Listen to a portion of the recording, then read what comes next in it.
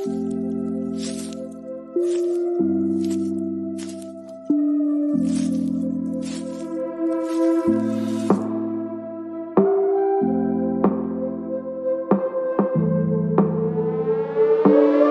name is Cassy Summers. Welcome to the Curious Universe podcast.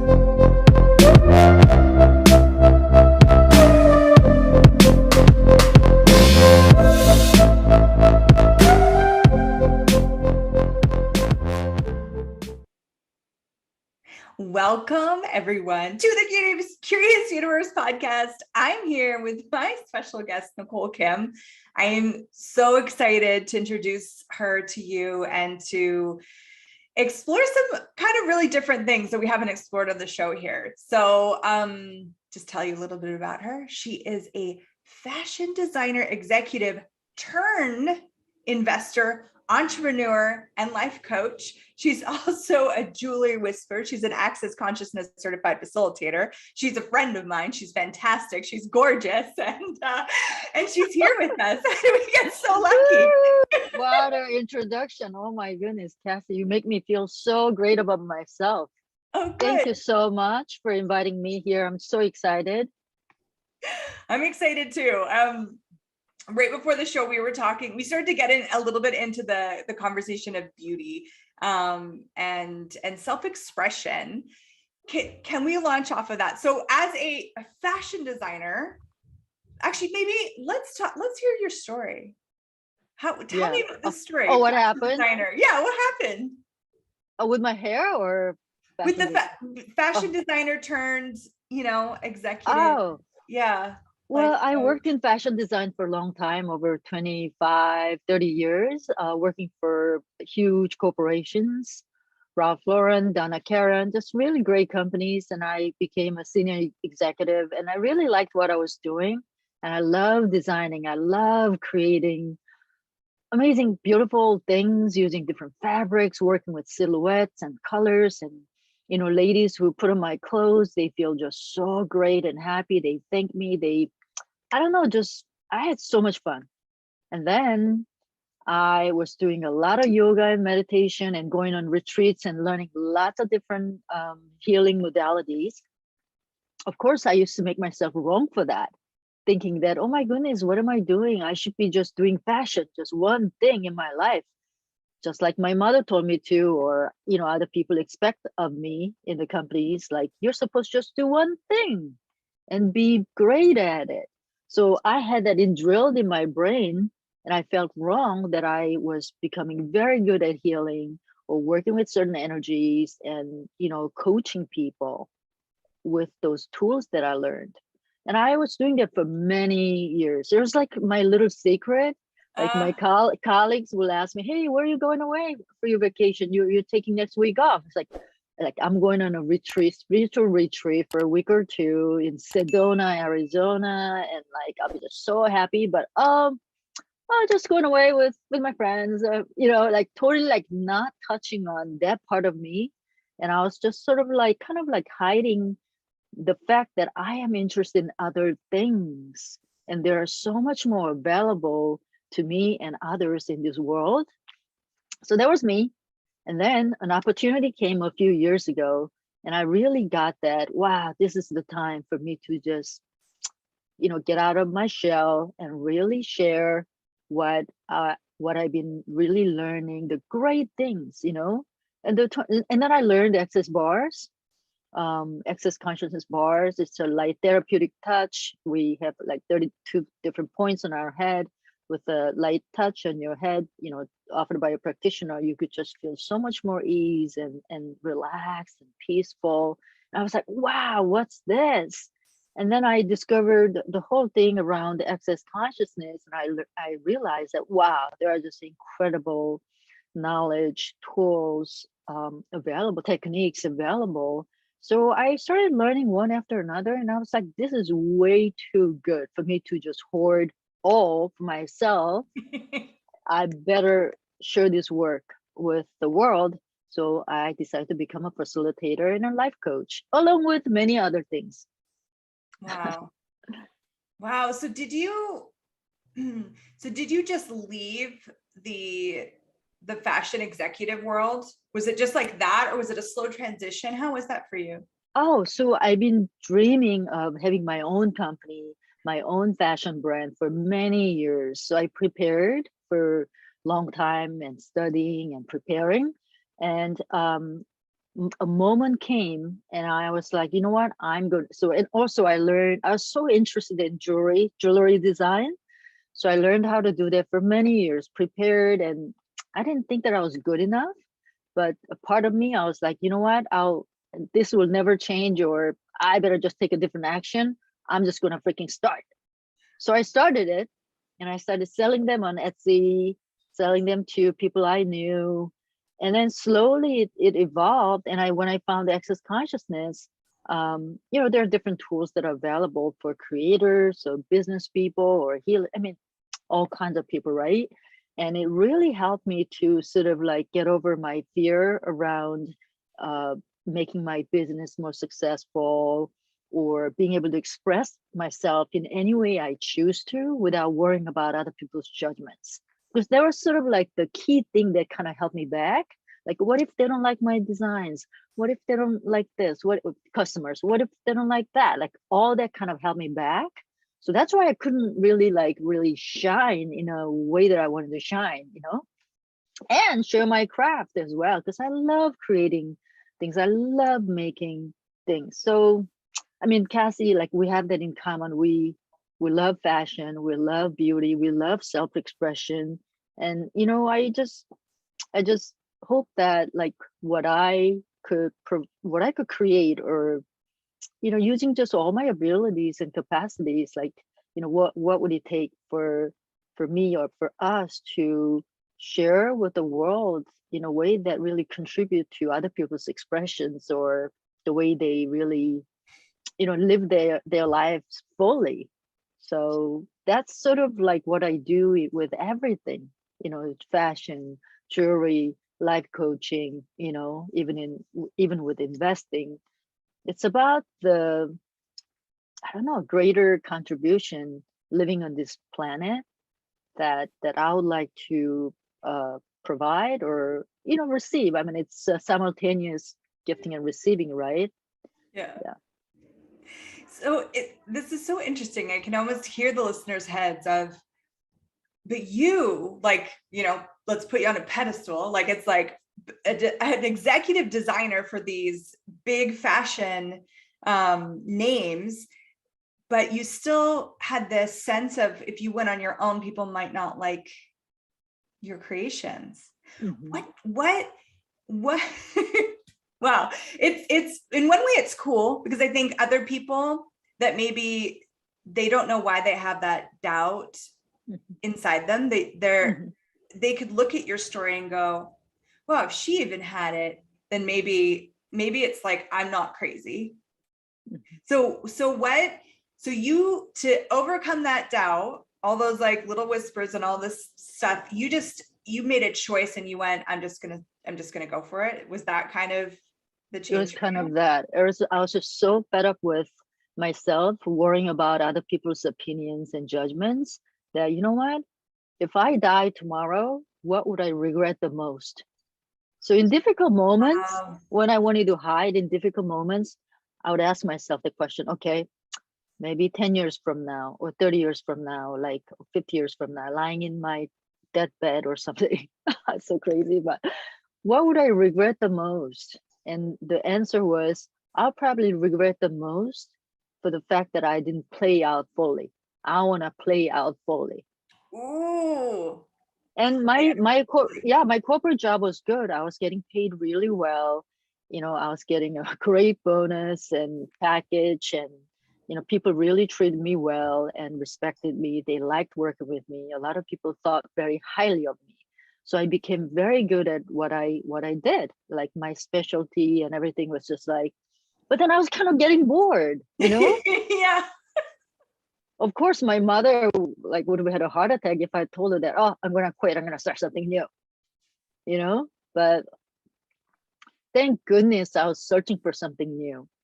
And then I just use the tools that I learned with the Access Consciousness. I basically use everything I learned.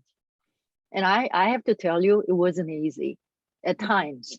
But Yeah. there were times that I was like, wow, this is what living is. This Yes. is what some people say, like, your life can be the way you choose it to be. I was like, wow, the myth was true.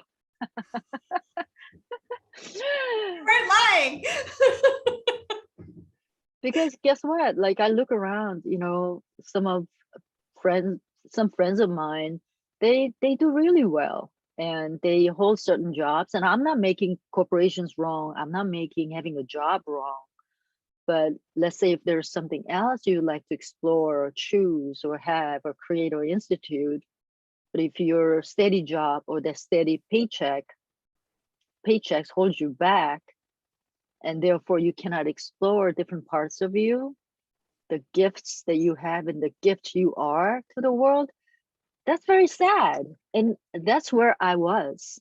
Even though I had a lot to explore and give and contribute to the world and people, because of my little whatever feelings and emotions and points of views, that I could not really, like, yeah, I'm gonna do this, fuck this, I'm gonna do it now, Yeah. yeah. Okay, you just said something so beautiful. Explore all that you are. And to me, part of that is that self-expression. So, like I had a mohawk for, well, it's still mohawks, but for I guess 8 years. And people, they would ask me questions like, is it to rebel? Is it because like, and it was like as though it was something against. But for me, it was expressing something for me. Like, and it was exploring this, sorry, excuse me. Sorry, people. It was exploring aesthetic and beauty in a different way that I had before, because before we were talking about perfectionism, I was trying to do the perfect blonde girl, those perfect blonde girls. I was trying to be that, and I could never get it right. So then I started to explore. So I would love to chat more with you about self-expression and what does it mean to you to explore that through jewelry, through design, through aesthetics, all that stuff. Wow, that's a great topic, but I could just share with you when I this is so funny. So when I told you that I was trying to start my own jewelry company a few years ago, but I was so in my head and so under pressure that I could not sketch any ideas. But I grew up as an artist and designer, and I drew and painted and sketched all my entire life. And I was like, oh my God, I had all these thoughts and like ideas as to what to create. But once I tried to put the idea down on a piece of paper, I couldn't do it. And I cursed. I was gonna say, Yes, curse. just couldn't fucking do it. And I was like, what is wrong with me? Maybe my career is over, my life is over, because how there I was trying to create this amazing thing so that people will hopefully like them, but I couldn't even like put one idea down on a piece of paper. And I try it, and then I was like, oh, this is not working. And I'll just go to bed, or just like kind of feel like down and a little depressed, and so days and days went by, weeks went by, still couldn't sketch a damn thing. Wow. So I was like, wow, my life is really over. Something is very wrong with me, with my head, right? I took the Access Bars class and I felt so much more space, so much more ease. I stopped worrying about the business, what a great business I'll create, what great like expressive jewelry I'll create. You know what I mean? Because like I was coming from a big company, and just all that like experience and knowledge that I acquired over the years was about this perfect brand, perfect image, perfect models, and beautiful hair, everything just like impeccable, right? Flawless. And there I was trying to start my small business in my own living room, and I was just like pulling my hair out because Nothing was perfect. I was trying to do everything. So I was like so freaking controlling over everything, you know? So Yeah. there I was, senior executive in big corporation, trying to start our own company, you know, own living room. And it's like totally different realities. So fast forward a little bit, I got over the perfection and all that stuff, or trying to be right, or trying to be this way as far as like expressing certain beauty this way or that way. I, you know, received some coaching, and I had so much more space, so much more ease around the whole self-expression and design or the brand image. Oh my God, that used to kill me. So I got over all that. I was like, you know what? Let's just fuck this up. Let's just screw up everything. So that was my mantra, because I was just trying to be so perfect, even though back then I didn't even know that I was trying to be perfect. But so Wow. but I heard somebody else, another facilitator, saying, "Just fuck it up, fuck it up." But I was like, "Oh my God, that is not possible. I'm not gonna fuck it up. I'll This die. has to be perfect." Yeah, not me. Other people can fuck it up, but not me. Like, Yeah. you know what I mean? Just so hardcore. So even that I got over. So I'll tell myself, "Fuck it up, fuck it up, fuck it up."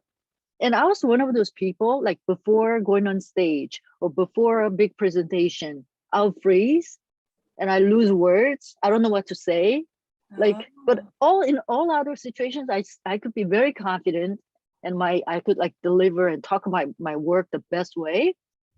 So I had that sort of like stage fright, Yeah. and it is always there. But nowadays, I don't make myself wrong. I just breathe.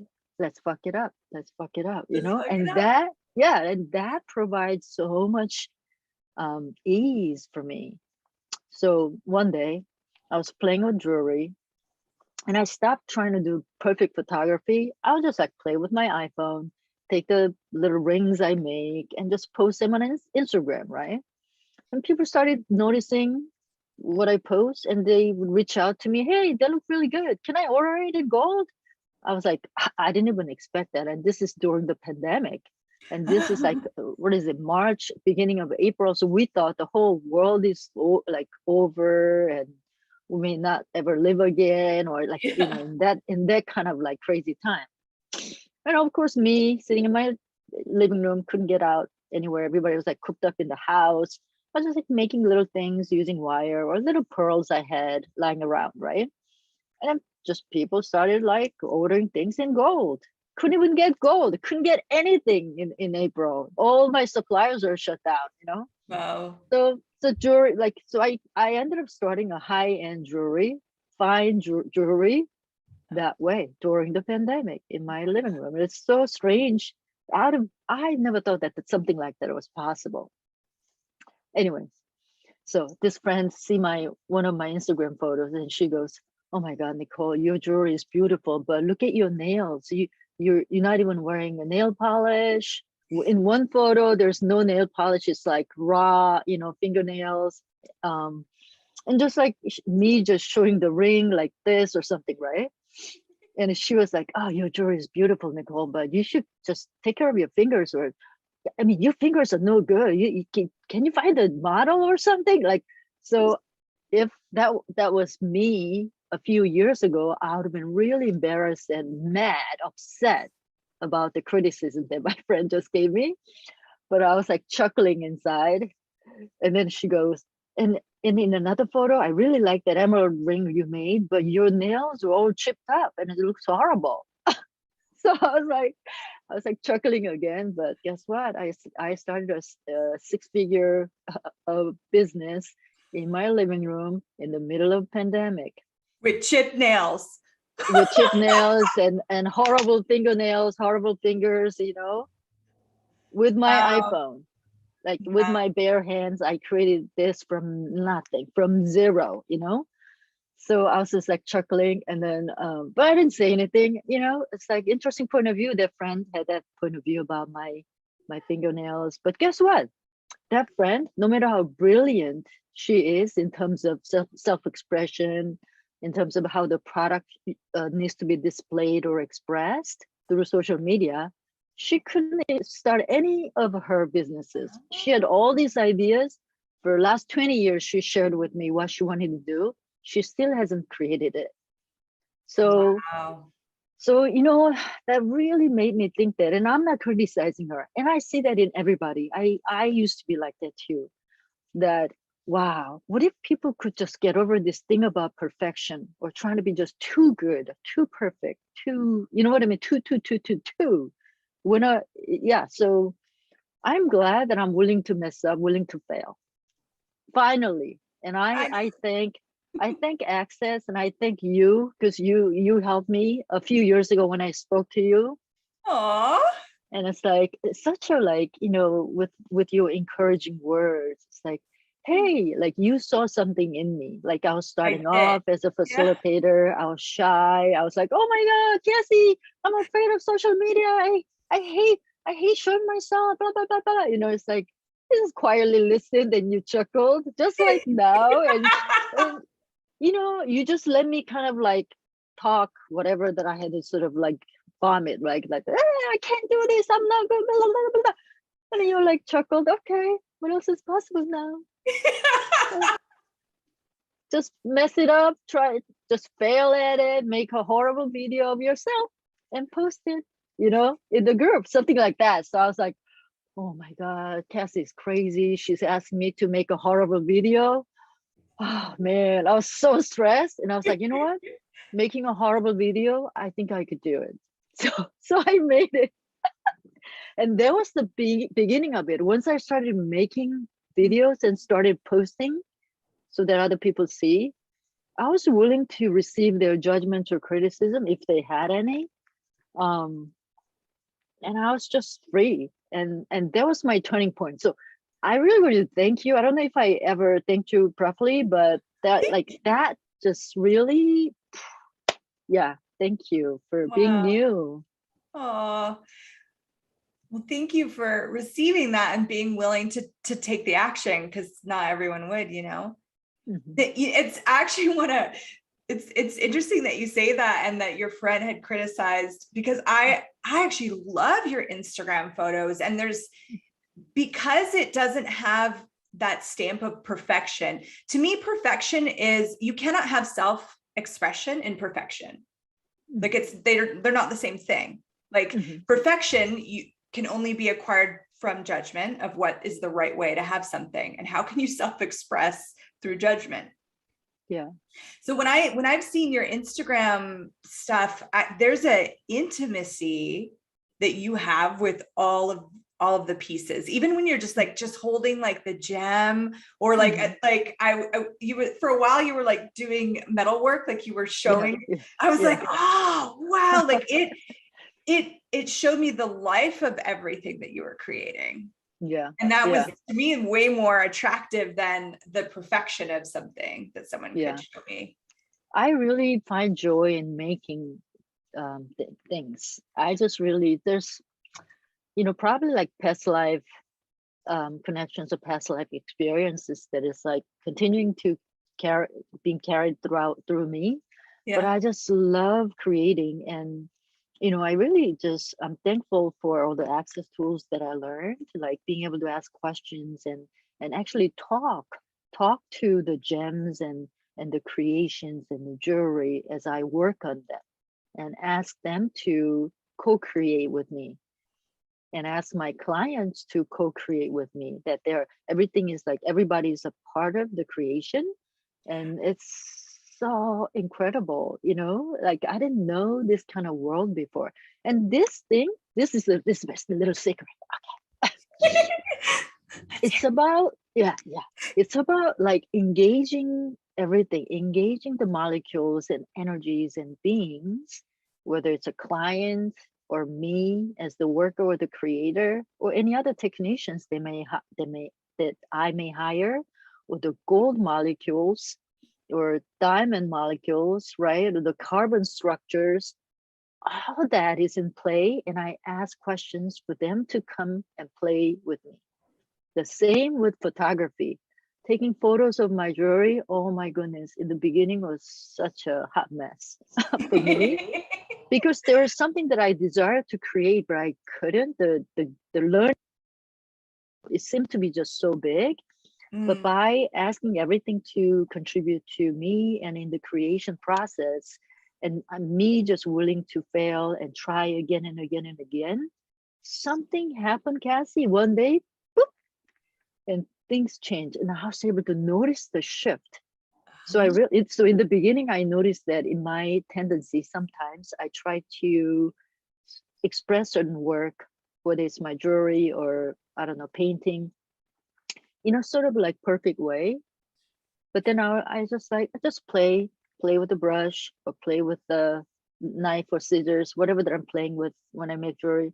And then I go, take a breath, and I keep playing. And in the play, something else seems to come out.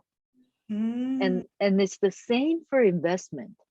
So I invest a lot in multiple, assets. And in the beginning, oftentimes people think that, okay, if I put money in here, it's going to make me money, or am I going to make money off of this, or what is it? You know what I mean? Like, people have all these points of views and thoughts. And that's probably very common. But what I ask is, wow, what could be really fun to invest in? And what would be a contribution for me or for the world at times? Because there are certain things that you could invest in and that could really contribute for the rest of the world as well, or to the earth, right? Okay, pause for a second, because that was Yeah. so big. And I just want to like make sure, because I've never heard anyone. Yeah, I've never heard anyone ask, what could I invest in that would contribute to the world? Mm-hmm. That's so like expansive and such a totally different way at looking at investments. Wow. Okay, you can keep going. I just wanted that to sink into the listeners, because what a gift that you just handed us. Right. Like, even as a facilitator, when we teach people, like, I'm willing to hold a class for one person. Even if one person shows up, I'm willing to do that. Even if nobody shows up, I'm going to make sure that I'll stay in the energy and, hold a space of consciousness, awareness, and possibilities. And you never know who will show up, right?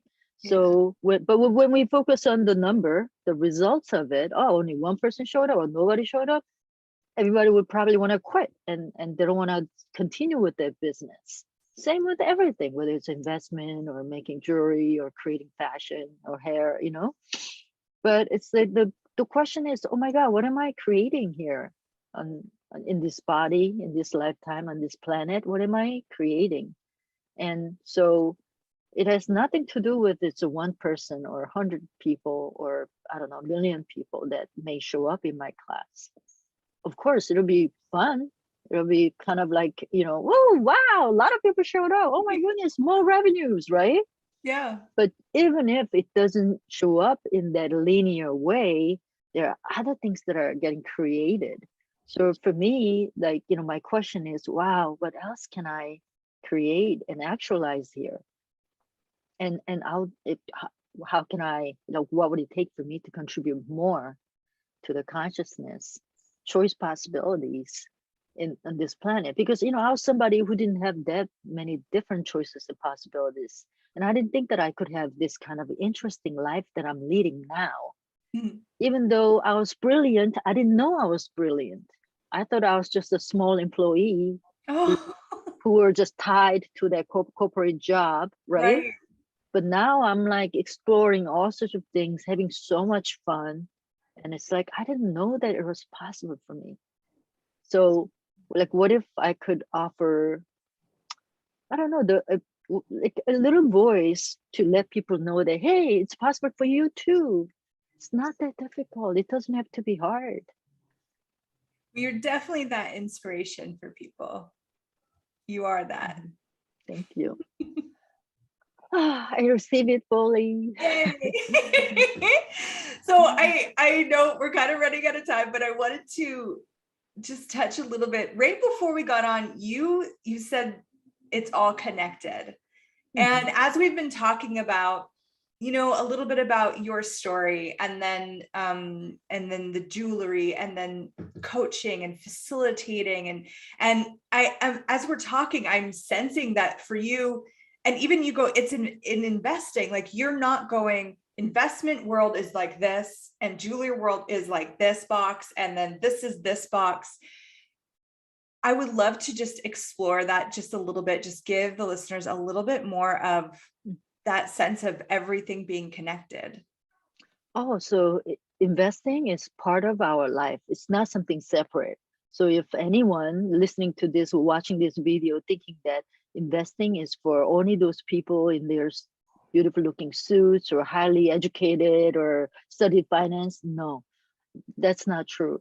The ideas, the possibilities are all around us. So, maybe a lot of women who watch this video are maybe interested in like makeup or hair. That's a huge industry. It's a huge industry. And, look up some companies that are publicly traded in the stock exchange.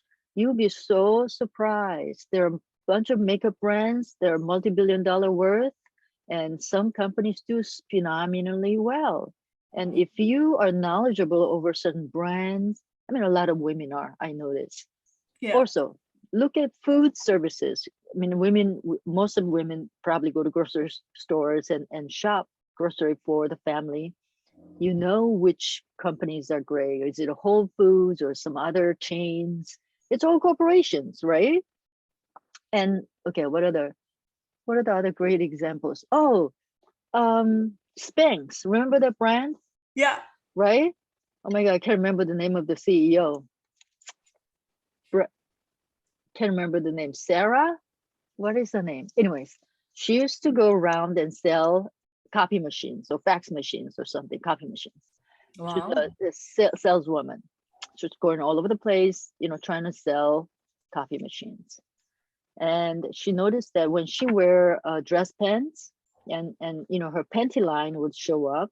And I used to hate that too. Like you look at your butt, it's like there's a strong panty line. Yeah. And then women started wearing thongs years ago, and I was like, not that comfortable either. You know what I mean? And so she didn't like how panty line would sort of like press on the skin, and it creates that little like lumpy line, right? And Yeah. she just really hated it, and she didn't think that was very professional whenever she go visit other companies to sell the machines.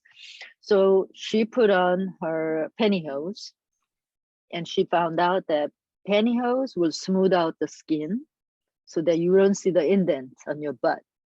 Right. And since it's a silk, it didn't cling to the fabric of the dress pants, but it'll just be just smooth and comfortable. Like you would hate it if your dress pants like cling to the pantyhose, right? Yeah. But she didn't want the foot part because it just gets clammy, blah blah blah. So she cut that part off, so it became little leggings, right? But pantyhose, silk pantyhose leggings. So she just put those on under her dress pants and went to work. And she felt so good in her skin. She didn't have to be conscious of a butt, indents anymore.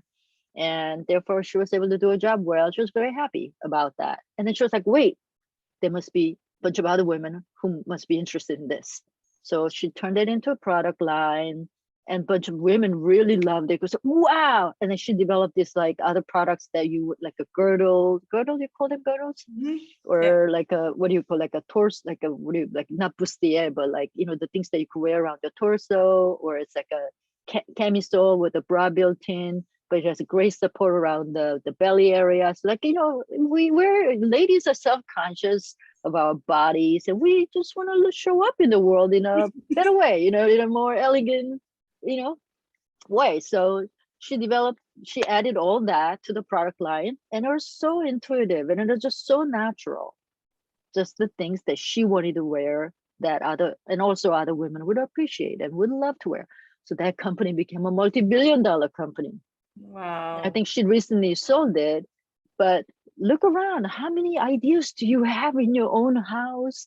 You're trying to like sweep up and the this another lady who developed the mop.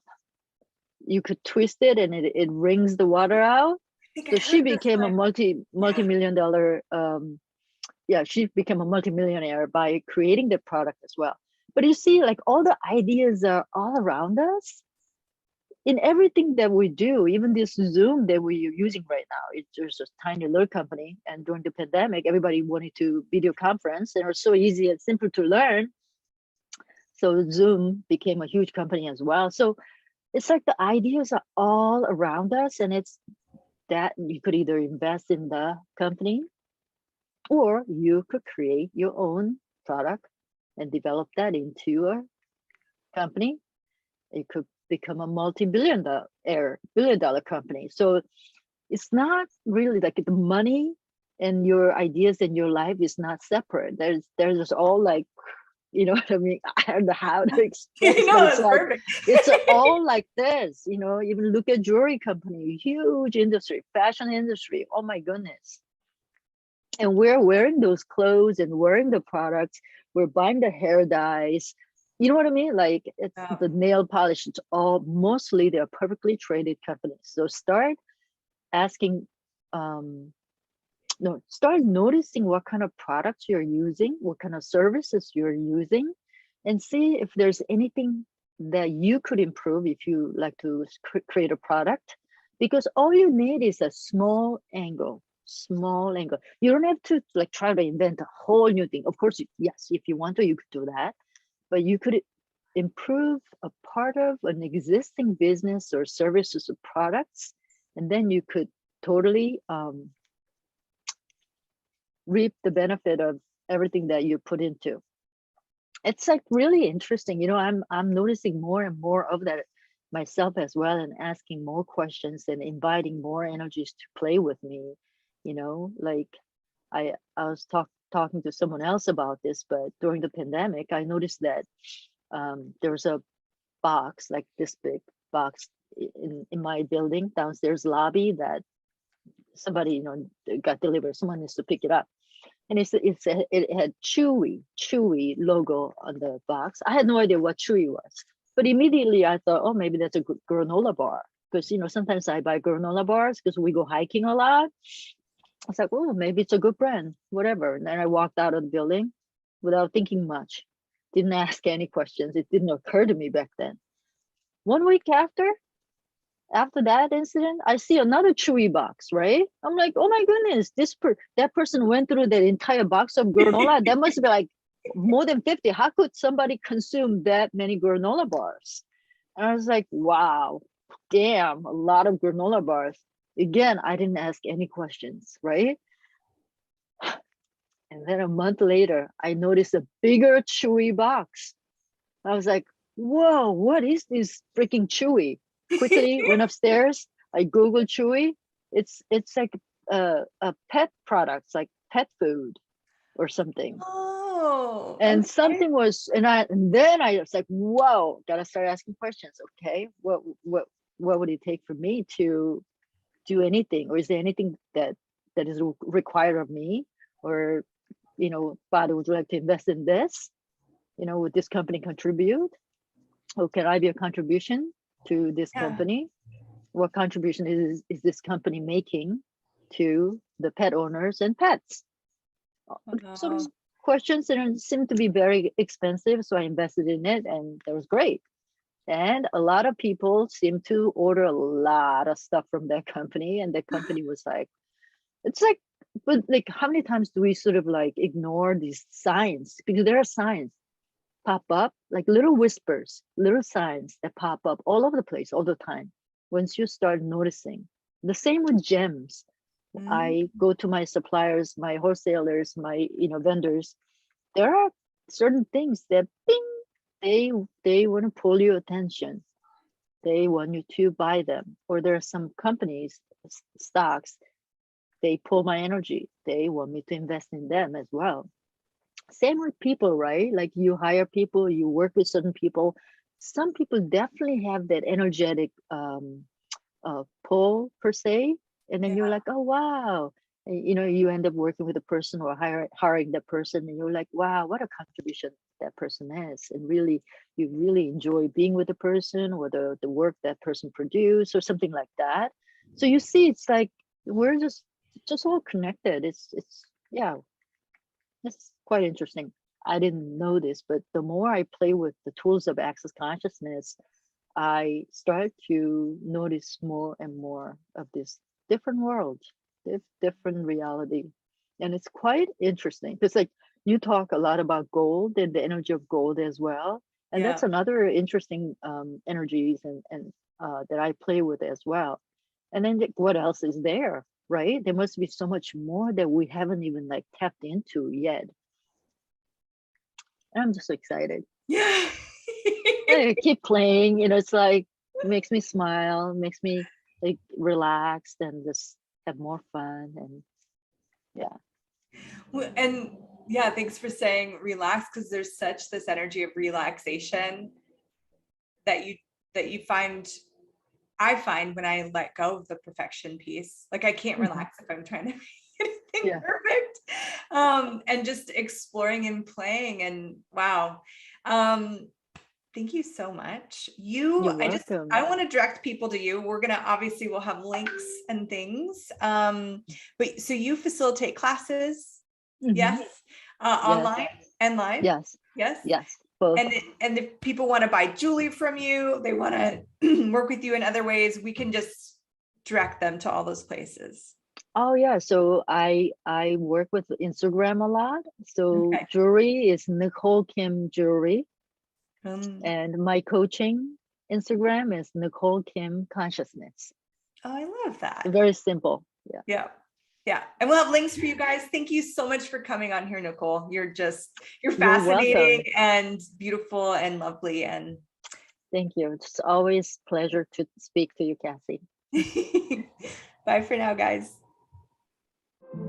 Thank you for exploring the curious universe with me. Your curiosity matters. And what if together we could create a greater, more curious world?